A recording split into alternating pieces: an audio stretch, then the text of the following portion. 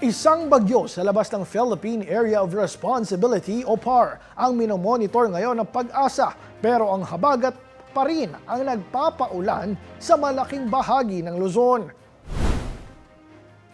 Inaasahan ng mga pag-ulan at pagkidlat-pagkulog sa Metro Manila, Ilocos Region, Benguet, Abra, Calabarzon, Zambales, Bataan, Tarlac, Pampanga, Nueva Ecija, Bulacan, Marinduque, Occidental Mindoro at Oriental Mindoro.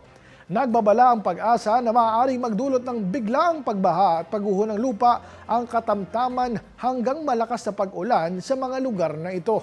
Sa nalalabing bahagi ng bansa, posible naman ang mga panakanakang pag-ulan dahil sa habagat at localized thunderstorms.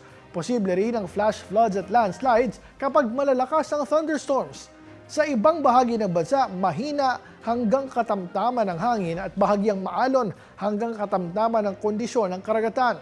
Samantala, sa pinakabagong datos ng National Disaster Risk Reduction and Management Council o NDRRMC, umakyat na sa 21 ang bilang ng mga nasawi dahil sa mga nagdaang kalamidad.